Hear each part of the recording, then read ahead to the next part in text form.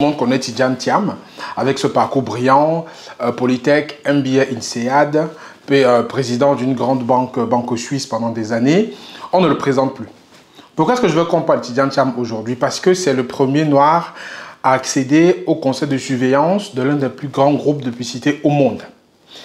Est-ce le début de la fin du plafond de verre? Je veux qu'on se pose la question. Je veux un peu aborder le sujet pour qu'on essaie de voir ça ensemble juste après le jingle.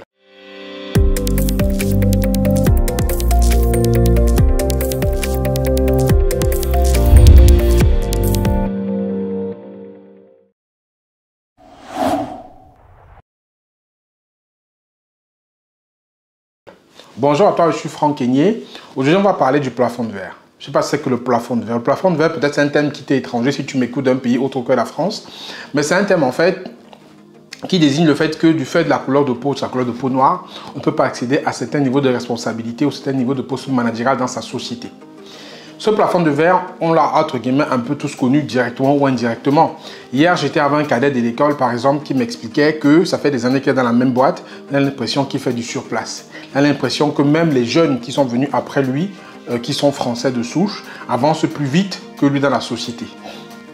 Et ça, c'est ce qu'on appelle le plafond de verre. C'est-à-dire un niveau de poste où quand tu arrives à ce niveau-là, que ce soit de poste et de salaire, tu ne peux pas aller plus haut. Tu es plafonné. Tu vois ce qui se passe en haut, c'est pour ça qu'on dit plafond de verre, mais tu ne peux pas y accéder parce que tu as une couleur de peau qui n'est pas, entre guillemets, la bonne selon eux. Et ce plafond de verre, on le voit partout. C'est-à-dire on le voit partout. Bien sûr qu'il y a une évolution ces dernières années, on va un peu en parler. Mais avant d'entrer dans les détails, si c'est la première fois que tu m'écoutes, je suis Franck Keigné, je suis un média, on parle business, investissement, entrepreneuriat. Je partage avec toi des idées pour que tu puisses te lancer dans le business et changer ton mindset afin de réussir dans les affaires. Si c'est la première fois que tu m'écoutes, tu sais qu'il y a 3 règles ici. Première règle, c'est de s'abonner, de liker la vidéo si elle t'a plu. T'abonner, bien sûr, si tu n'es pas encore abonné. Si tu es abonné, bravo à toi.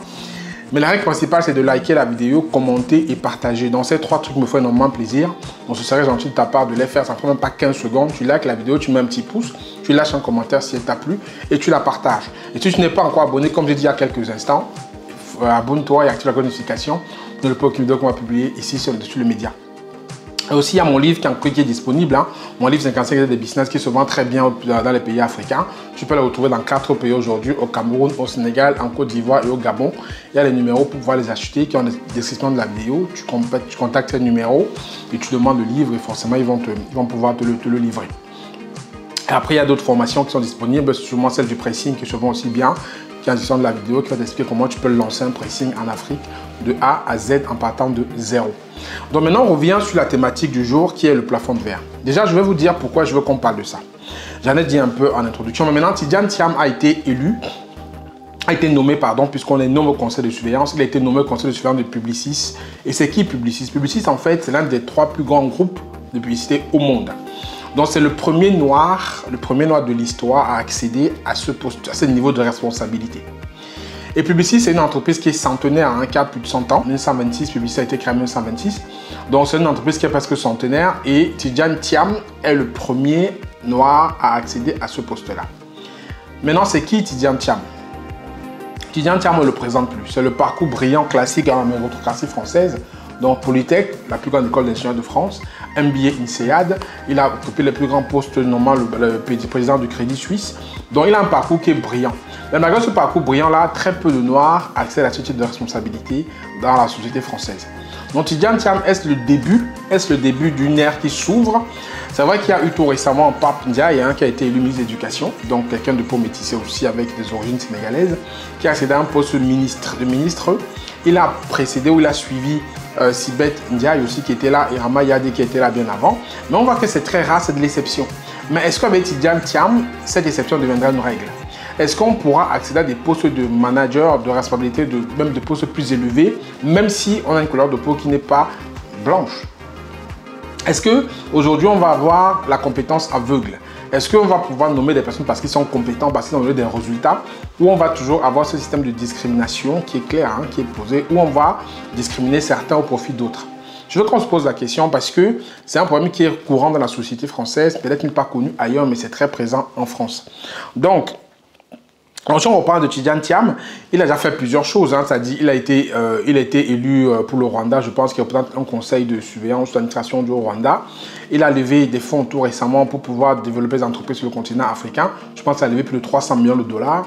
Et c'est là où il a lâché la fameuse phrase que lorsqu'on veut investir, lorsqu'on veut faire x10, on va à la Silicon Valley. Mais si on veut faire x1000, on va en Afrique. Donc, il est sur plusieurs fronts.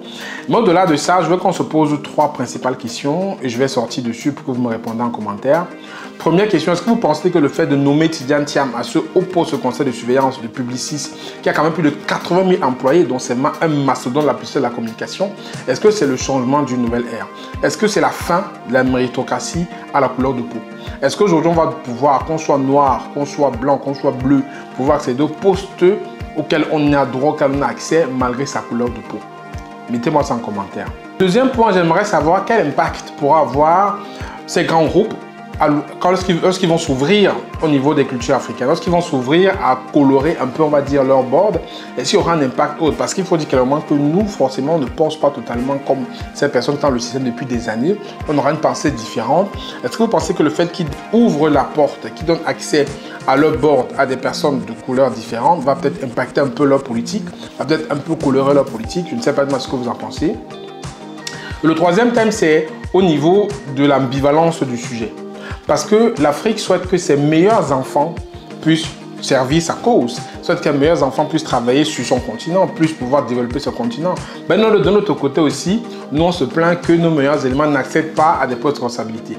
Est-ce qu'il y a pas un certain type de schizophrénie par rapport à ça, où on dit que la France pille les élites de la diaspora, mais on se plaint aussi de l'autre côté que les élites de la diaspora n'accèdent pas à des postes de responsabilité en France. Donc c'est un peu quelque chose qui est un peu ambivalent. J'aimerais me communiquer ce que vous en pensez. Est-ce que vraiment il y a un pillage de nos ressources, de nos meilleurs éléments? Ça oui, forcément c'est vrai. Mais est-ce que vraiment on est cohérent? Est-ce qu'on est cohérent? Parce qu'on se plaint d'un côté, oui, nous on veut en tant que Noirs accéder aux postes de responsabilité, mais de l'autre côté on se plaint aussi que oui, nos élites sont pillées par la France. Donc, je ne sais pas ce que vous pensez moi de ce discours ambivalent. Pour moi, je pense clairement que il faut les deux. Il faut les deux parce que tout le monde n'est pas amené forcément, tout le monde n'a pas la même logique de pouvoir aller travailler sur le continent. Il y en a complètement pour qui ça ne veut rien dire. Il y en a ceux qui ont déjà mis ça de côté et qui ont tracé leur carrière en France et qui pensent que c'est là où ils feront leur vie, ils feront leur carrière. Ça, c'est libre choix à eux. Mais il y a aussi d'autres qui sont portés par le continent, qui veulent aller développer le continent. Ceux aussi doivent avoir l'occasion et l'énergie de pouvoir le faire. Donc pour moi, les deux sont possibles. Mais est-ce que vraiment, quand on voit le discours de certaines élites, il y a peut-être une ambivalence à ce niveau-là? Donc autant se plaindre qu'on paye nos élites, autant se plaindre que nos élites n'accèdent pas au poste de responsabilité. Donc voilà 3 questions qui sont posées sur la table. Dites-moi ce que vous en pensez en commentaire. Je pense que c'est un sujet qui est très intéressant. Et surtout, n'hésitez pas à vous abonner à la chaîne, liker la vidéo, commenter. Et d'ici là, je vous dis à la prochaine vidéo. Prenez soin de vous. Ciao, ciao.